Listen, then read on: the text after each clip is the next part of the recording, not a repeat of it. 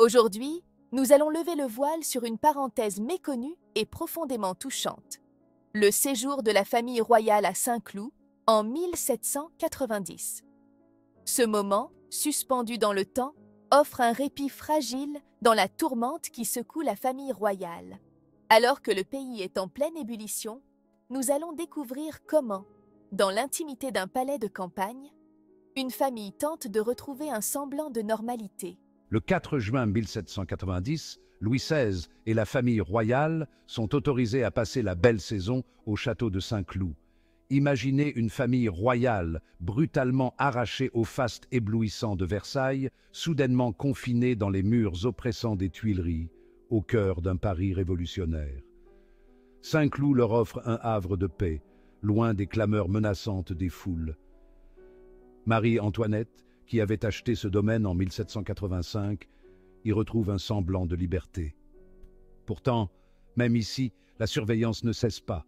La garde nationale fait sentinelle à Saint-Cloud, sur ordre de l'Assemblée nationale. Le château de Saint-Cloud, acquis par Marie-Antoinette pour 6 millions de livres, avait été transformé selon ses goûts. Les intérieurs reflétaient son style personnel.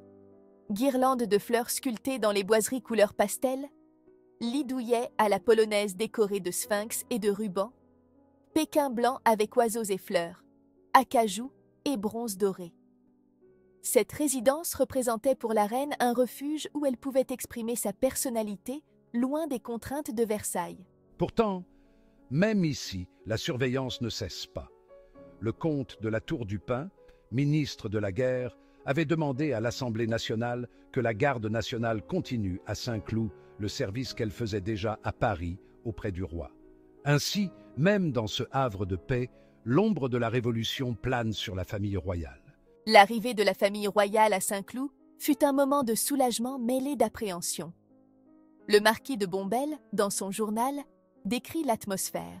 Leur Majesté semblait respirer un air nouveau en arrivant à Saint-Cloud. La reine, en particulier, paraissait revivre, comme si elle retrouvait un peu de sa jeunesse perdue. À Saint-Cloud, les rigueurs de l'étiquette s'assouplissent. Le roi Louis XVI, malgré ses soucis, trouve encore la force de plaisanter.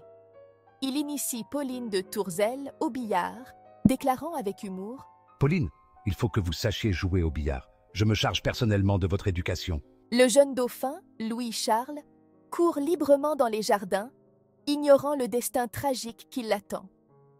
Marie-Antoinette, quant à elle, organise des fêtes où se mêlent riches bourgeois et simples Pékins. « Nous allons voir les eaux de Saint-Cloud et l'Autrichienne », disent alors les gens. Un jour, entourée de gardes nationaux, Marie-Antoinette se confie avec émotion. Que ma mère serait étonnée si elle voyait sa fille, femme et mère de roi, entourée d'une telle garde. Elle se remémore son père, l'empereur François Ier, et leurs derniers adieux. Mon père me prit sur ses genoux, les larmes aux yeux, comme s'il avait pressenti les malheurs qui allaient mal y marquer ma vie. Malgré sa tristesse, la reine trouve encore la force de réconforter ses compagnes. Ranimons nos courages. La Providence nous rendra peut-être moins malheureux que nous le craignons.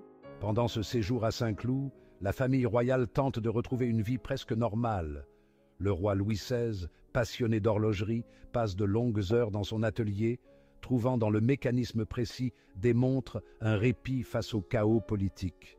Marie-Antoinette, quant à elle, se consacre à l'éducation de ses enfants.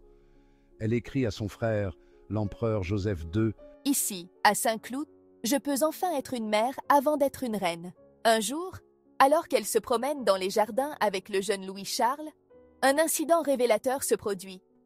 Le dauphin, apercevant un papillon, s'écrie « Maman, puis-je le attraper ?»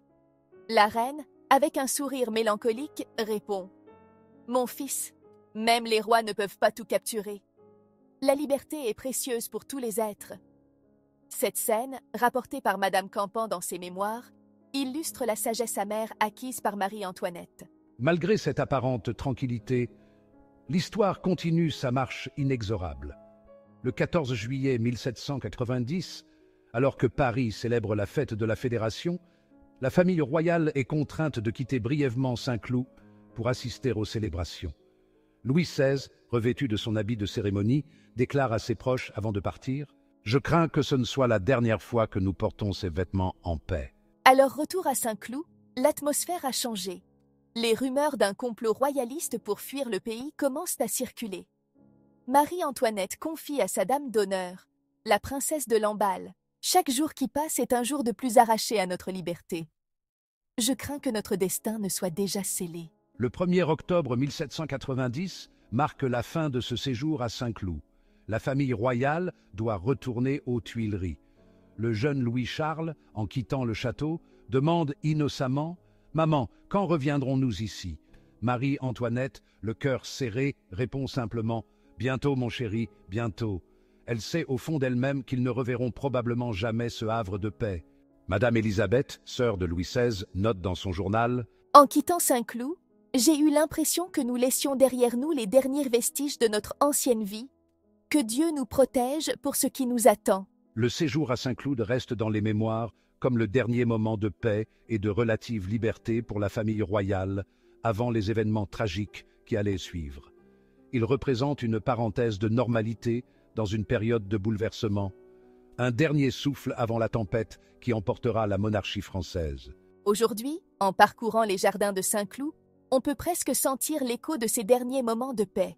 Les rires du jeune dauphin, les soupirs de Marie-Antoinette, les pas mesurés de Louis XVI, tous ces souvenirs nous rappellent que l'histoire n'est pas faite que de grands événements, mais aussi de moments intimes, de joies simples et de craintes inavouées. Le château de Saint-Cloud, témoin silencieux de ces derniers moments de paix, a lui aussi connu un destin tragique. Détruit par un incendie en 1870 pendant la guerre franco-prussienne, il ne reste aujourd'hui que les jardins et quelques vestiges pour évoquer son passé glorieux. Pourtant, l'esprit des lieux demeure, chargé des souvenirs de cette famille royale en sursis. Cette parenthèse à Saint-Cloud nous invite à réfléchir sur la fragilité du pouvoir et sur l'humanité de ceux qui le détiennent.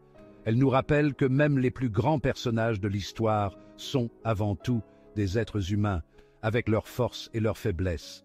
Dans le tumulte de la Révolution, ce bref moment de répit à Saint-Cloud brille comme un dernier rayon de soleil avant l'orage, un instant de grâce avant la chute finale de la monarchie française.